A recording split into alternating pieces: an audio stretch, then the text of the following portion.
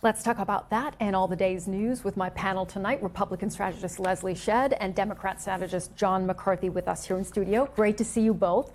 Let's talk first of all about Congress going on recess early. Obviously, that's going to get a lot of criticism from Democrats. But Leslie, is this really a clear case of the Speaker of the House trying to avoid Republicans being put in a tough spot? I mean, first of all, they went on recess one day early. We're not talking about them canceling weeks of votes here. Second of all, the president has made it clear he wants transparency, cares about transparency. He's told the FBI and the DOJ to release as many documents and as much information as they possibly can. The AG has been asking and working to get the grand jury documents unsealed.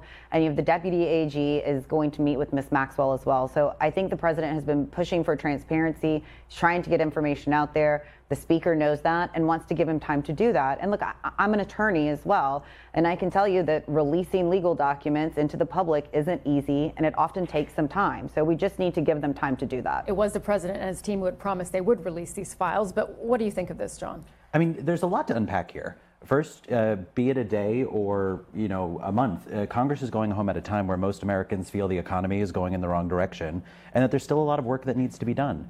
All of that is the backdrop to the fact that Donald Trump has lost control over his base and his narrative.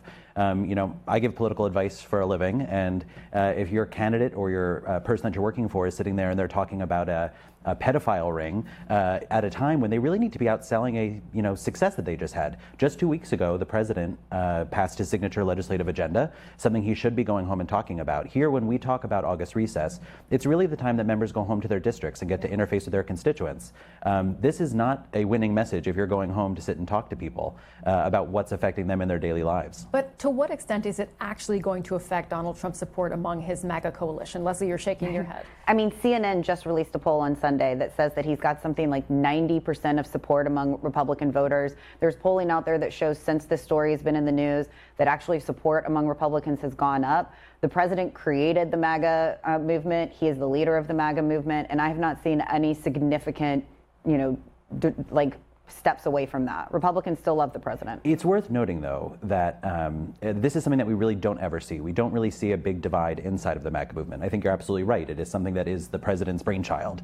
And part of the kind of very fabric of that movement is getting in bed with conspiracy theorists. I mean, it's something we've seen from the very beginning. You see the president now trying to shift attention away from this issue by coming up with the idea that former President Barack Obama should be arrested. That's not a successful coalition if you're going to be looking for long-term serious governance. I want to talk about that because President Trump accused, without evidence, former President Obama of treason in escalating the probe of Russian influence into the 2016 election. And interesting that we saw the former President Barack Obama, through a spokesperson, release a statement. We have that statement. Let's bring that up now. You see it here. Interesting, in this first part, you see that they say that these claims are outrageous.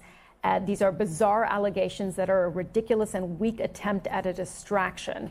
And then it goes on to say nothing in the document issued last week undercuts the widely accepted conclusion that Russia worked to influence the 2016 election, but did not successfully manipulate any votes. And it does also point out that the findings were affirmed by a bipartisan intelligence committee led by then Chairman Marco Rubio. What do you make of this, Leslie, of this attempt to point to President Obama here?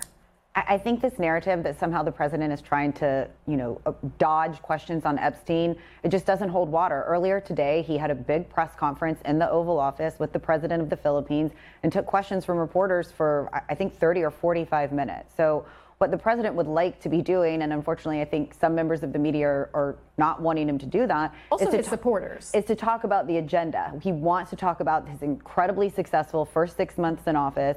He wants to talk about all of the work that he has been doing for the American people, and he wants to highlight that success. And, I think that's what he's trying to do. Donald Trump, his go-to calling card is to just create a sense of distraction. I don't think that the president really thinks a ton before he speaks. So, you're an attorney. I don't know that he legally means treason. I think it might have just been the thing that came out of his mouth to get away from talking about a subject that he's very uncomfortable with.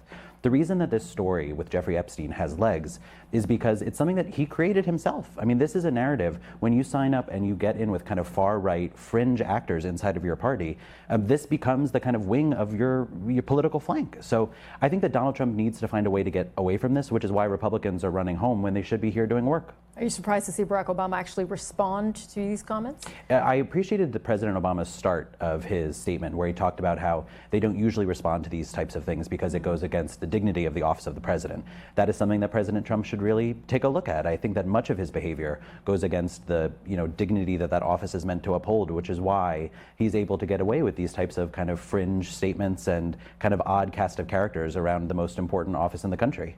Coming back to Republicans going home on recess, particularly in the House of Representatives, Leslie, do you think they're going to have a tough time selling the one big, beautiful bill? The president really does want to tout as an achievement when you see some of the criticisms on the cuts to Medicaid and other programs, assistance. I think that once people start to learn more about what's in this bill, they're going to like it. It's got historic tax cuts in it.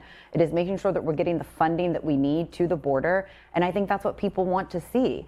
As far as the Epstein stuff goes, look, the president knew Jeffrey Epstein. Everybody knew that. And everybody also knows that the moment that he found out what a bad person he was, he not only cut all ties with him, but he also banned him from being in his club. And that was something that happened 15 years before his death. John, a final thought. The president is stuck between a rock and a hard place. On one hand, the big, beautiful bill is a total loser. I mean, people do not believe that the president has done anything serious to cut costs for working families since he's taken office. And the other option he has is to talk about this fringe conspiracy theory again. So I don't know what the president is going to be doing for his summer, but members of Congress are going to have a very hard time talking to their constituents in August. John, Leslie, we have to leave the conversation there for today, but really interesting talk with both of you. Thank you so much for coming in. Thank you.